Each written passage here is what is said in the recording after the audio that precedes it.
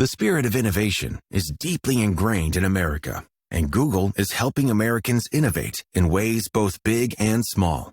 The Department of Defense is working with Google to help secure America's digital defense systems, from establishing cloud-based zero-trust solutions to deploying the latest AI technology. This is a new era of American innovation. Find out more at g.co/American innovation. It's tourney time, and with FanDuel's Dog of the Day, you can get a daily profit boost during the College Conference Championships to bet on any underdog. So get ready to celebrate some upsets. No one saw that coming, except for me, baby. 21 plus in President select states. Opt-in required. Minimum plus 100 odds required. Bonus issued is non-withdrawable profit boost tokens. Restrictions apply, including token expiration and max wager amount. See terms at sportsbook.fanduel.com. Gambling problem? Call 1-800-GAMBLER.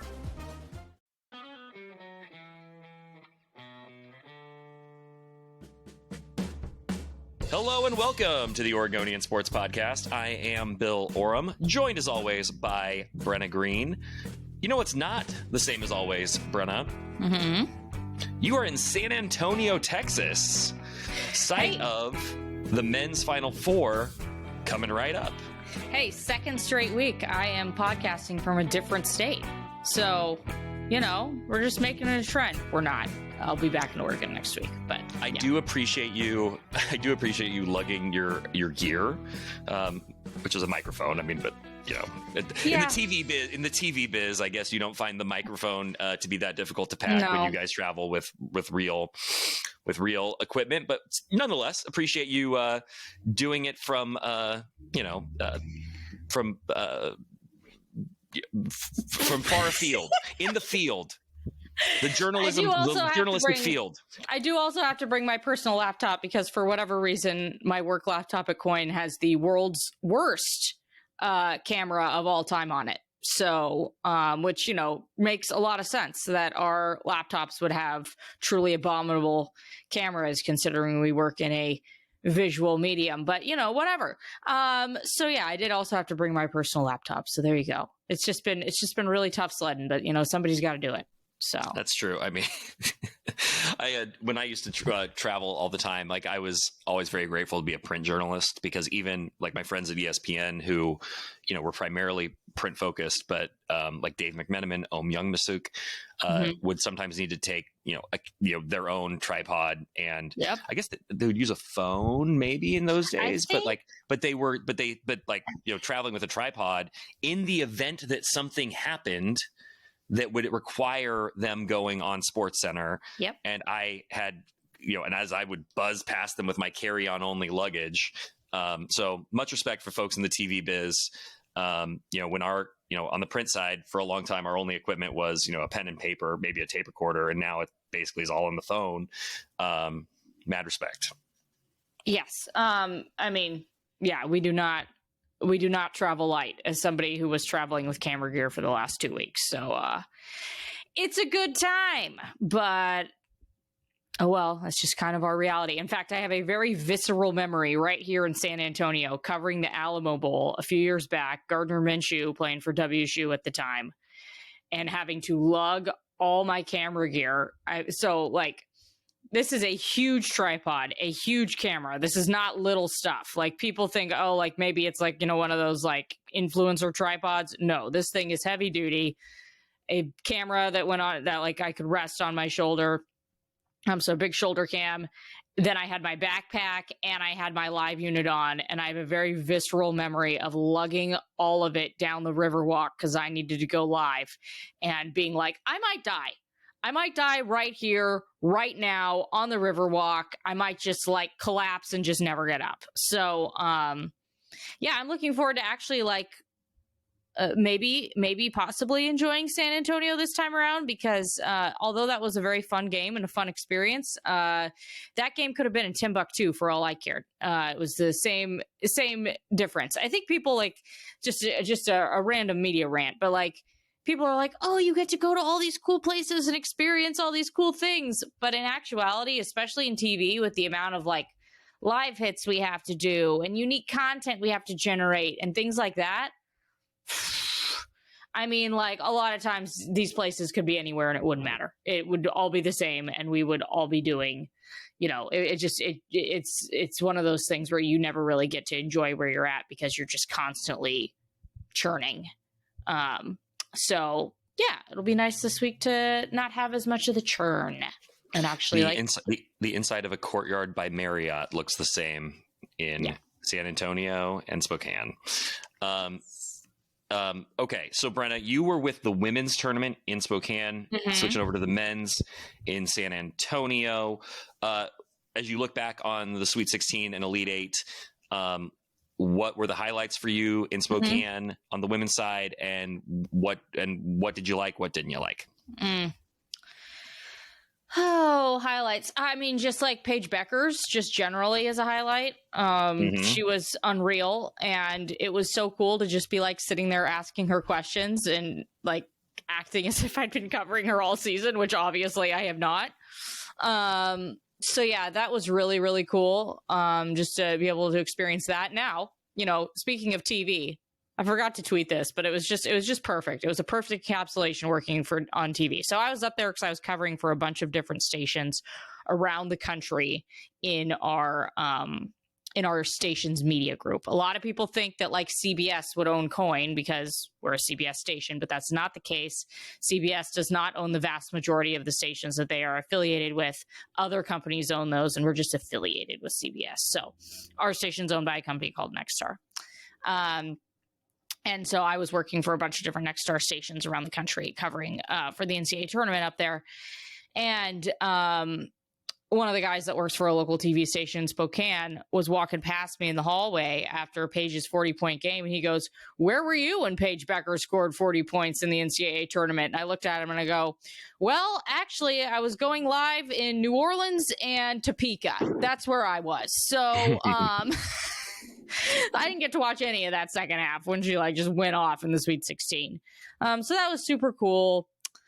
I was saying this to you before. The double regional format is absolutely one of the most insane things I've ever witnessed. This is my second straight year of covering this double regional format, and it's an insane thing to do. Especially, I took a bunch of videos on the Friday. I'm going to say this publicly so that I actually do it because I'm really horrible at doing this. I took a bunch of videos on that Friday of the double regional because that day was a 17-hour day. It starts we caught the shuttle at 6:45 because we were like, we don't want to miss it and then like have things go haywire and not be there on time. You have to be at UConn practice at 8 a.m. You've got 4 practices you have to cover, 4 locker rooms you have to cover, and then they're like, oh, also, you're going to have 2 games. So we had 2 games we had to cover, which means 2 locker rooms we need to be in. On top of all that, I did 9 live shots for my station group. It would have been 12 if it weren't for the fact that 3 of the live shots that were requested conflicted with practice times and locker room sound times. So we ended up saying we can't do that. We got to grab Kansas State practice video and stuff like that. So it is the longest day ever. And it just goes and goes and goes. Like, here's the perfect perspective. I did not get to watch a single game that day. I pretty much walked into the 2 locker rooms I walked into completely blind. I was like, well, I'll look at a box score and figure out what happened. It's an egregious day, and it's insane to make these girls practice at 8 a.m. or whatever time it is. And I just don't really understand it. There's a lot of, I like, they say they want to make the tournament more equal between the men and the women, and yet they're doing this double regional thing. Like, that's insane. That's insane. I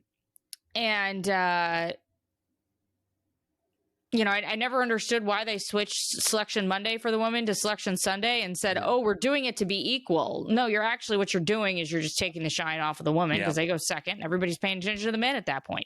Why aren't we keeping it on the same day? I don't understand. It doesn't change anything. And yet you're doing a double regional until at least 2028. Right. Because they have it booked out through 2028 with different sites right now. So, yeah, it's a weird situation, and it's just not something that I find to be, I just don't find it to be fair. And, it's not fair to the athletes, and it's not fair to the people working the games. It's not fair to the media. It's just a rat race. It's insane. So, yeah, it's, and then they have to fit in shoot-arounds in there too for the two teams that are playing later on in the day. So like there's a 2.5 hour period where nobody's allowed out on the floor because these two teams are doing shoot-arounds at different times. So that makes it an even longer day, because then you could like have the practices be closer to game time. Nope, can't do that. So it's just God, Gino had a great rant about it. Let me tell you, shake hands. Like, yes, I am there. I am with you. I don't really understand it. I don't really understand why the move was so necessary. I mean, I know it's probably a financial thing, because everything's a financial thing, but it's the strain that they are putting on these girls is it's insane. It's not okay. So yeah, there's my rose and my thorn for the NCAA tournament. Yeah.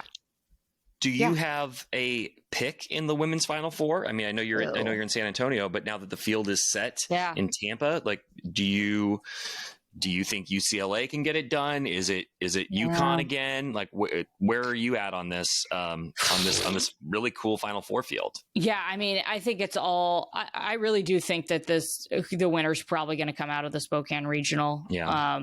Just because of the fact that Paige is just on such a tear right now. It's insane.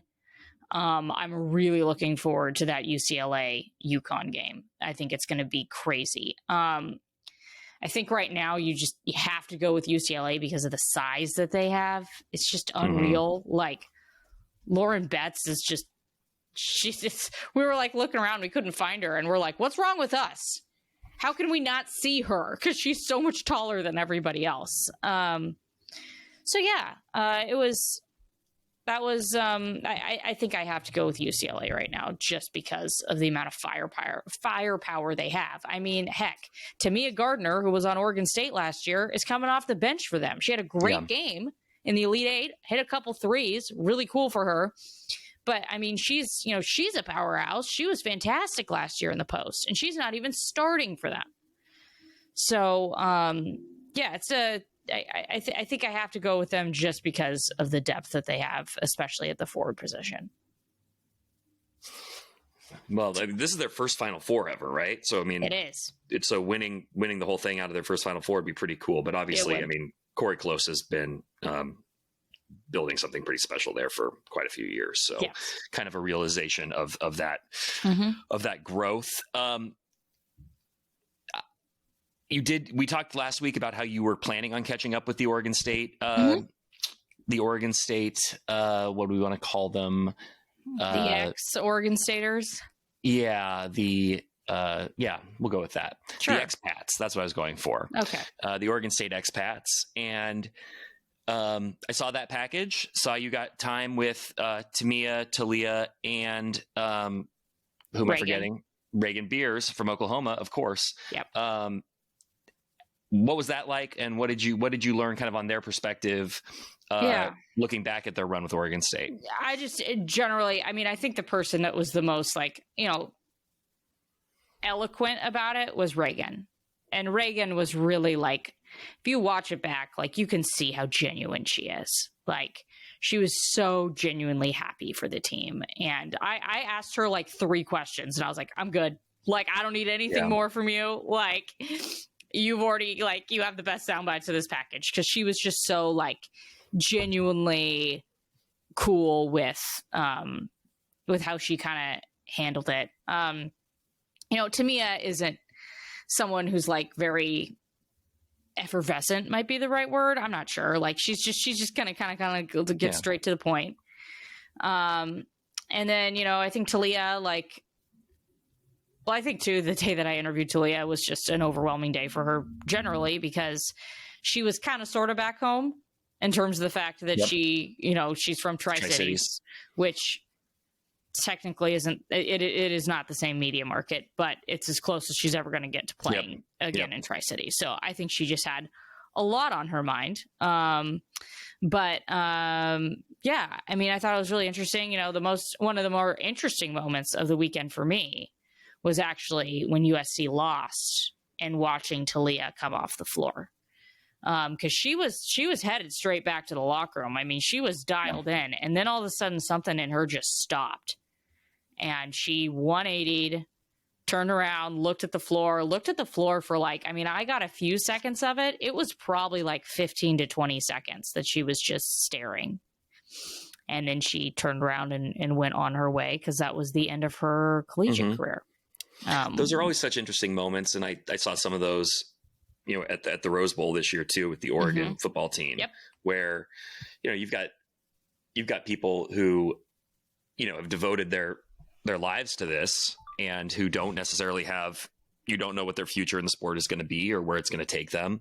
And, you know, the pursuit of what you have spent your entire college career and, you know, trying to get to has come to an end. And especially when you're on, you know, the path for a championship. I mean, SC was, I mean, as we know, very much in the mix for a national championship before Juju got hurt. You know, that is a stacked team, you know, in addition to Juju, but like understandable that, you know, they fell short once they lost her.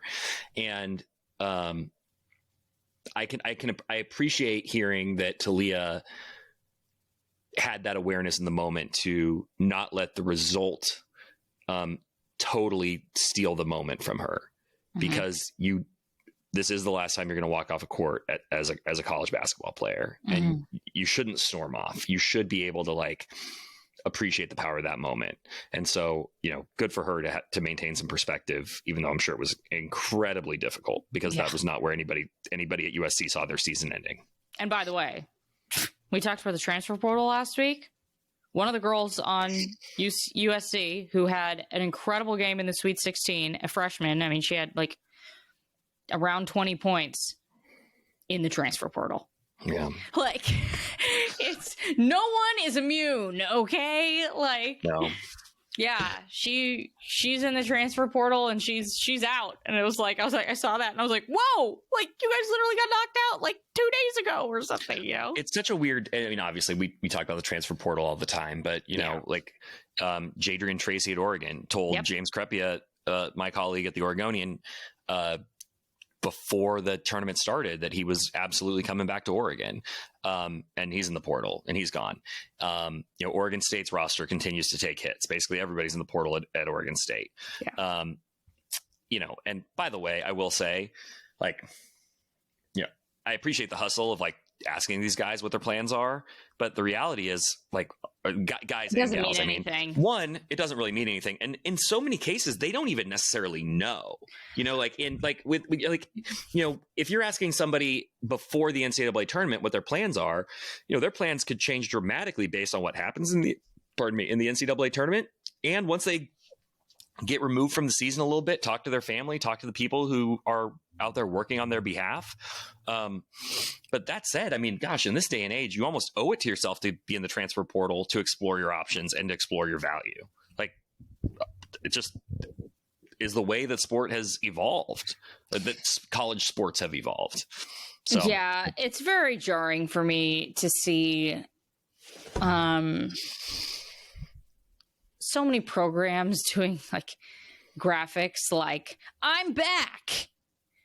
You're like, yeah, you're supposed to be back. Yeah. Like, I'm sorry, this is getting out of control. And like the level of programs that are doing those I'm back graphics, I'm not going to call anybody out by name, but it's just like, so one for me is like, so the University of Montana has a sophomore guard named Money Williams, and he's pretty good. You know, he had a huge game against Portland State, like 36 points in overtime, you know, in an overtime loss. And I have no doubt that he would have options to go somewhere else, but like, he came off the bench for the Grizz in the second half of the season. And it's like, you're living and dying with whether or not Money Williams is going to come back to Montana. And it's like, and he's coming back, which is great. Like, good for Montana. Good job, like figuring out how to keep a good player. But it's like, we're doing this at all levels of, you know, at least Division I. And it's, I agree, it's jarring.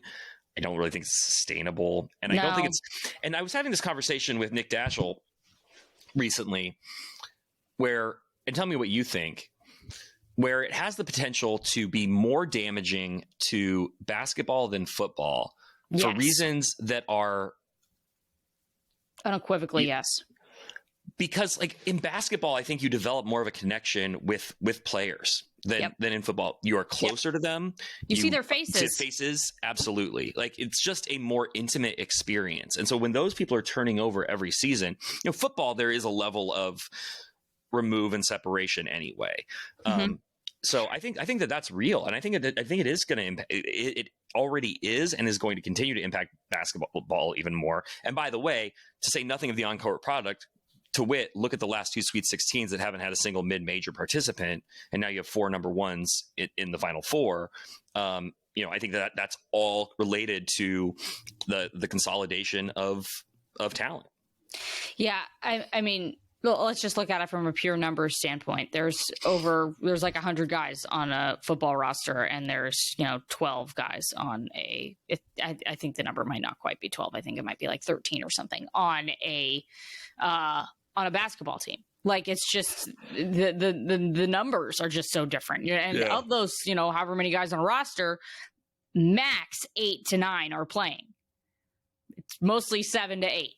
And so really you're getting a very close-knit connection with these players, and then they all leave.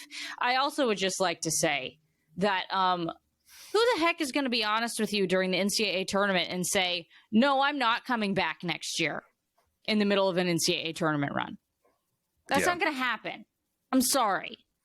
Like, it's just, why would you do that? That would be being like teams would see that and they'd be like, well, that's selfish. Why would we want to go recruit that guy? Like, he just totally tanked himself with his own team. So I just don't think that the question really does anything for me. It doesn't. It doesn't achieve anything in terms of, I don't think you're ever going to get a fully truthful answer. It doesn't achieve anything because, like you said, things change. And it doesn't achieve anything because, there's a certain amount of, putting a player on the spot and, making him answer that sort of thing. And it's just an uncomfortable situation, I think, for everybody involved. And I just don't know if it really accomplishes anything in this day and age, Yeah. I mean, there is no repercussions in that situation for quote unquote lying. Yeah. Or changing your mind, lying. But I agree. I mean, there's nothing good that comes of that, because even if a player says in good faith that they are coming back, things could change. Somebody calls you up and says, hey, we can get you X over it. You go to Old Dominion, we'll get you $3 million. I'm obviously making this up. Okay, I'll go play basketball at Old Dominion. Yeah.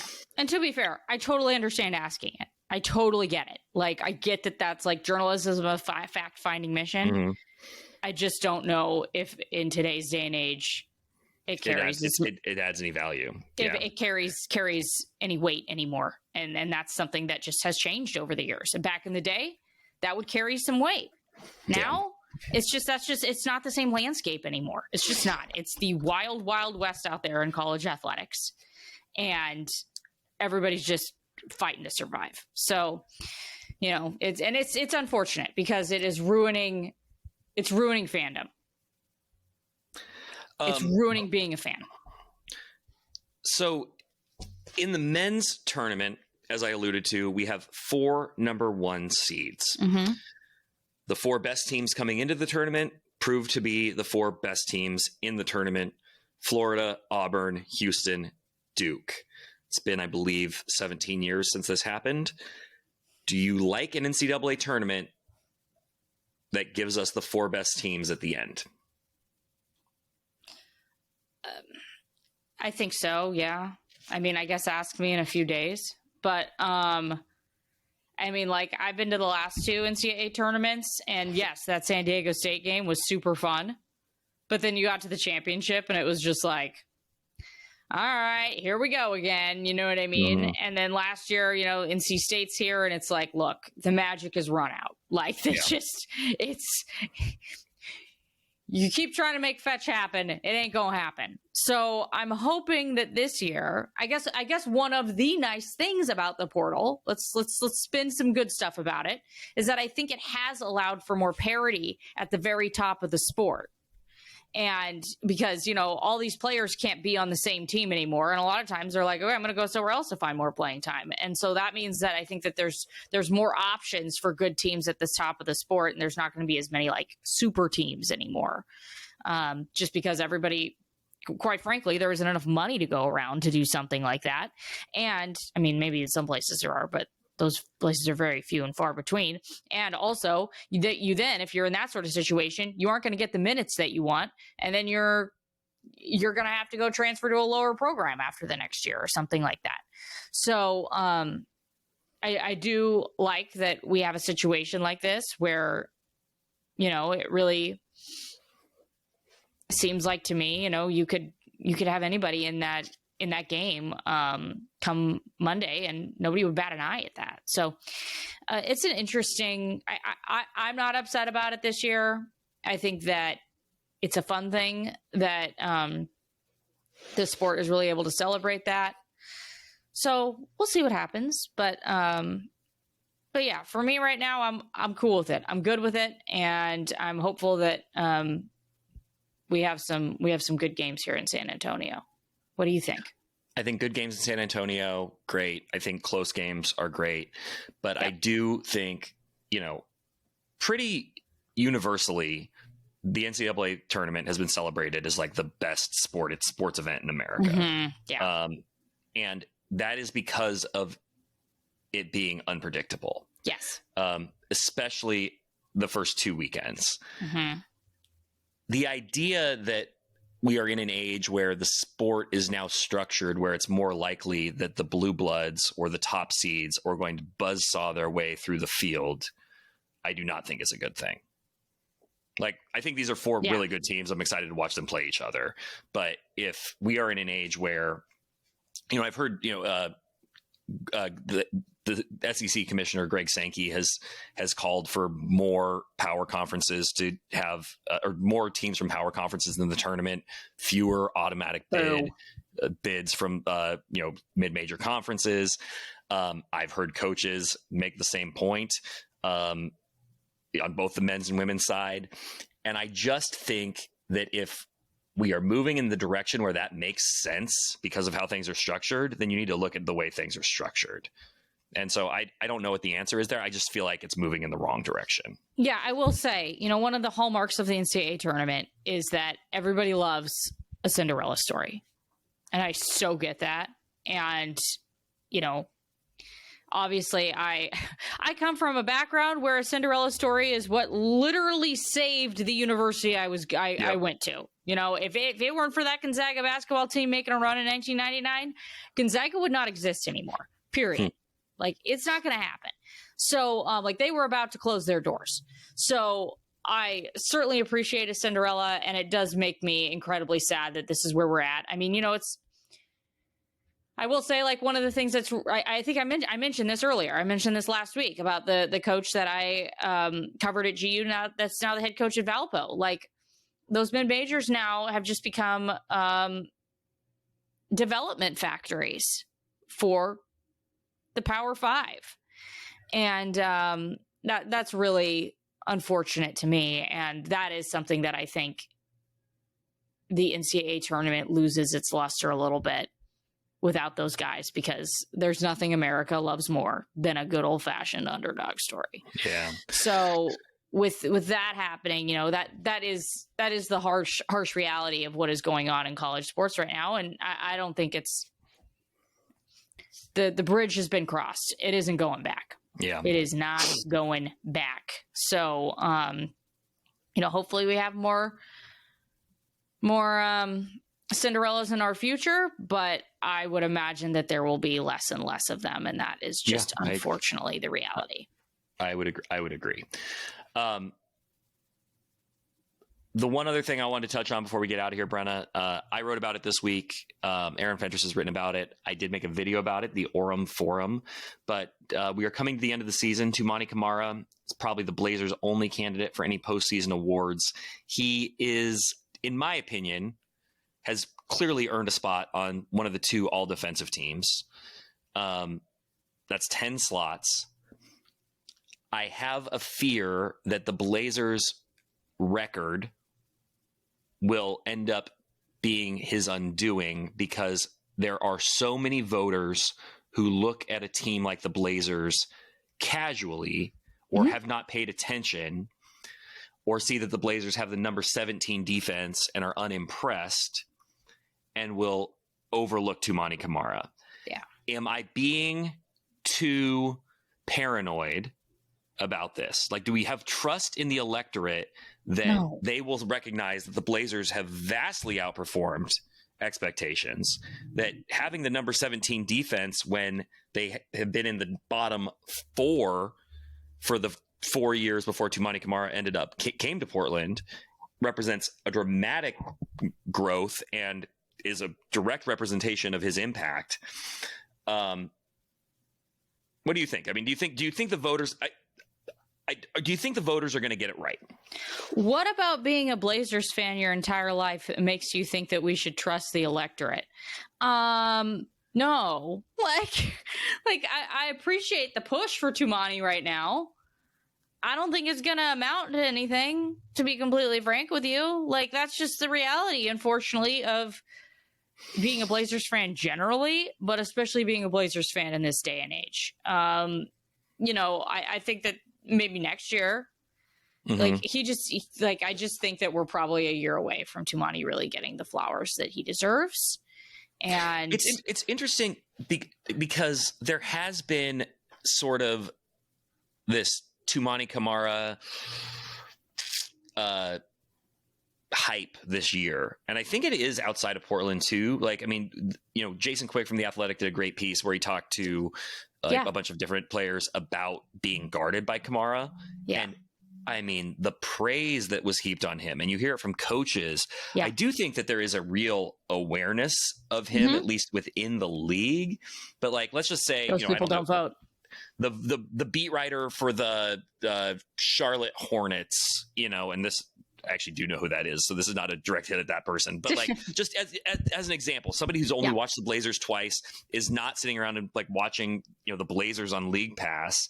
Does that person recognize the impact that Camara is making? And so that's where I would say I do think the Blazers are doing a good job by really making a push for Camara, because like the campaigns can work. The marketing campaigns to get your players extra votes, they do work. They get your attention as a voter. And so with the Blazers saying, hey, vote for Toumani Camara for Defensive Player of the Year, if I'm a voter, I'm like, I'm not going to vote for a guy from a team that didn't even make the play-in to be Defensive Player of the Year. Like, there's too many other guys who are more deserving for that particular award. But when it comes to filling out an all-defensive ballot, which is a hard thing to vote for, those two teams are hard to fill out. That name is, kind of, drilled into the back of my brain, and maybe I'd throw him on a second team or something like that. But I'm with you. I think that, there's a real chance that he gets left off, which I think would be a shame, because I think he's had one of the best defensive seasons in the league. The fact that he leads the league in charges by double digits is really impressive. Tom Haberstroh has basically devoted himself on the Blazers broadcasts in the second half of the season to making the case for Toumani. He's got a lot of nifty stats that paint a picture of an elite defender. I just don't know if it's going to be enough. Thank you, Matt Ishbia. Appreciate you. It is incredible that we have come around enough that you don't feel as bad about the DeAndre Ayton acquisition anymore. No, because if it meant getting Toumani Camara, then I guess it was worth it. Yeah, no, it's so true. It looks like an incredible trade now. So, yeah, I mean, it's the throwaway piece in the trade. From the Suns' perspective, ooh, they could really use him right about now, I think. Yeah, no kidding. Rough they need more than that. Oh yeah, they do. Okay, Brenna, I think you are in need of some Texas barbecue, or maybe a little bit of Tex-Mex down on the Riverwalk.